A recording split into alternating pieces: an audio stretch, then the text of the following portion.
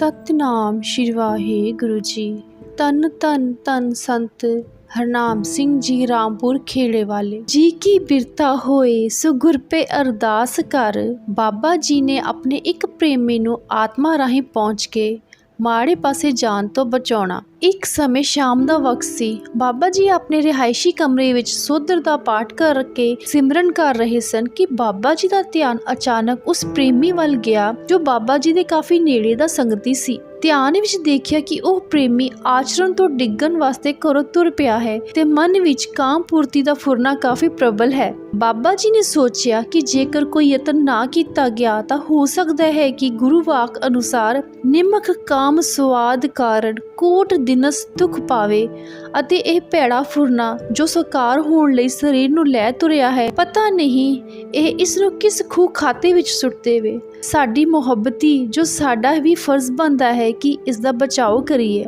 गुरु चरना विच बेनती करके अते सूक्ष्म शरीर नाल जो आत्मा स्थूल शरीर तो वख करके बनिया सी सरगोदे तो लाहौर पुज के उस सड़क ते उस प्रेमी नूं अगे हो मिले जिस सड़क ते ओ प्रेमी वाहो वाही बुरी प्रेरणा अधीन तुरिया जा रहा सी। जा पुछया की भाई जी किधर चले हो? असीं तां तुहानूं मिलन आए सां।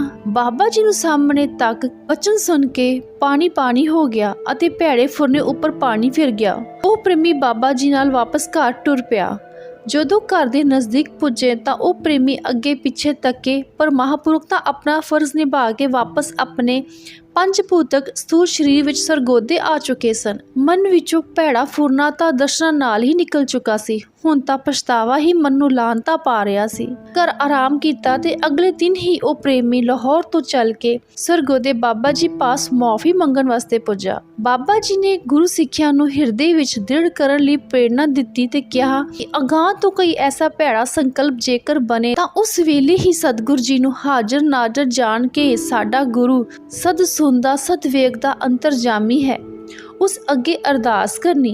जो भी आपां माड़े जां चंगे कर्म करदे हां साडे सारे ही कीते कर्मां नूं उपर तक वेखदा है। ओह तां घट घट के अंतर की जानत भले बुरे की पीर पछानत। मनुख माड़ा कर्म उस वेले करदा है जदों यह जाने कि उसनूं कोई वेखदा नहीं है। पर जे मन विच सतगुर जी दा फुरमान याद आ जावे तां माड़े कर्म तो यह जी बच सकदा है।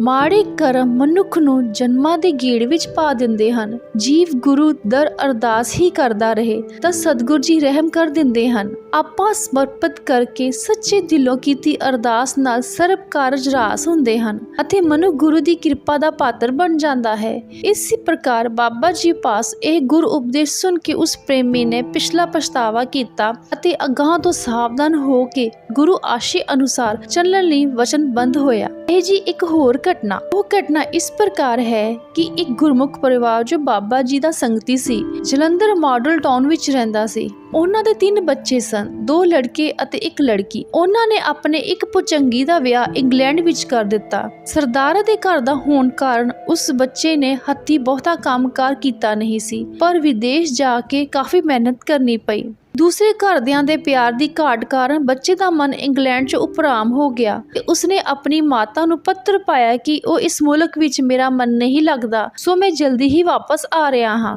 यह पत्र लैके बीबी बाबा जी पास आई तां पत्र सुनाया नाल ही बेनती कीती कि बड़े यत्न नाल असी इस लड़की नूं बाहर भेजिया है उत्थे उसदा मन नहीं लगदा ते वापस आण जाण बारे पत्र लिखिया है। जे ओ वापस आ गया ਤਾਂ ਤਦ ਉਸਦੀ ਘਰਵਾਲੀ ਨੂੰ ਵੀ ਇੱਧਰ ਹੀ ਆਉਣਾ ਪਵੇਗਾ ਅਤੇ ਜੇ ਉਹ ਇੱਧਰ ਨਾ ਆਈ ਤਦ ਸਾਰਾ ਪਰਿਵਾਰ ਉਲਝਣ ਵਿੱਚ ਪੈ ਜਾਵੇਗਾ। ਸੋ ਕਿਰਪਾ ਕਰਕੇ ਆਪ ਜੀ ਕੋਈ ਉਪਾਅ ਕਰਨ ਦੀ ਖੇਚਲ ਕਰੋ ਜੀ।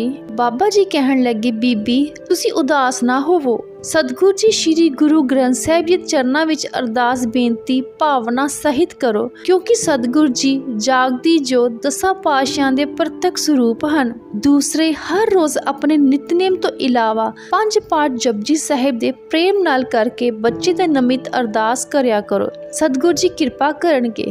सो बीबी ने बचन मान के गुरु चरना विच अरदास कीती अते वापस जलंधर चली गई। कोई 2 हफ्ते पिछों ओ बीबी बड़ी प्रसन्नचित मुड़ आप जी पास आई। गुरफतेह बुलाउण उपरंत बाबा जी ने पूछा कि बीबी जी सुनाओ कोई काके दा ਪੱਤਰ ਆਇਆ ਹੈ? ਬੀਬੀ ਕਹਿਣ ਲੱਗੀ, ਆਪ ਜੀ ਨੇ ਬੜੀ ਕਿਰਪਾ ਕੀਤੀ ਹੈ, ਉਸ ਦਾ ਪੱਤਰ ਲੈ ਕੇ ਆਈ ਹਾਂ। ਇਹ ਜੋ ਪੱਤਰ ਉਸਨੇ ਲਿਖਿਆ ਹੈ ਸਾਡੀ ਸਮਝ ਵਿੱਚ ਤਾਂ ਨਹੀਂ ਆਉਂਦਾ। ਬਾਬਾ ਜੀ ਨੇ ਉਹ ਪੱਤਰ ਜੋ ਬੀਬੀ ਜੀ ਨੇ ਦਿੱਤਾ ਸੀ ਦਾਸ ਨੂੰ ਪੜ੍ਹਨ ਦਾ ਹੁਕਮ ਕੀਤਾ। ਉਸ ਪੱਤਰ ਵਿੱਚ ਉਸ ਲੜਕੇ ਨੇ ਫਤਿਹ ਉਪਰੰਤ ਆਪਣੀ ਮਾਤਾ ਨੂੰ ਲਿਖਿਆ ਸੀ ਕਿ ਜਿਵੇਂ ਮੈਂ ਪਹਿਲੇ ਵਾਪਿਸ ਇੰਡੀਆ ਆਉਣ ਜਾਣ ਬਾਰੇ ਆਪਣਾ ਮਨ ਬਣਾ ਲਿਆ ਸੀ। ਪਿਛਲੇ ਸੋਮਵਾਰ ਮੈਂ ਉਦਾਸ ਮਨ ਕਾਰਨ ਛੁੱਟੀ ਲੈ ਕੇ ਇੱਕ ਪਾਰਕ ਵਿੱਚ ਬੈਠ ਕੇ ਪਾਠ ਕਰ ਰਿਹਾ ਸਾਂ ਕਿ ਮੇਰੇ ਪਾਸ ਰਾਮਪੁਰ ਖੇੜੇ ਵਾਲੇ ਬਾਬਾ ਜੀ ਆਏ ਅਤੇ ਅੱਧੇ ਘੰਟੇ ਦੇ ਕਰੀਬਨ ਮੇਰੇ ਨਾਲ ਬਚਨ ਕੀਤੇ। ਮੈਂ ਉਹਨਾਂ ਨੂੰ ਆਪਣੇ ਉਦਾਸ ਮਨ ਅਤੇ ਵਾਪਿਸ ਇੰਡੀਆ ਚਲੇ ਜਾਣ ਬਾਰੇ ਦੱਸਿਆ। ਸੋ ਉਹਨਾਂ ਨੇ ਮੈਨੂੰ ਕਾਫੀ ਸਮਝਾਇਆ ਅਤੇ ਕਿਹਾ ਵਾਪਿਸ ਜਾਣ ਦੀ ਲੋੜ ਨਹੀਂ।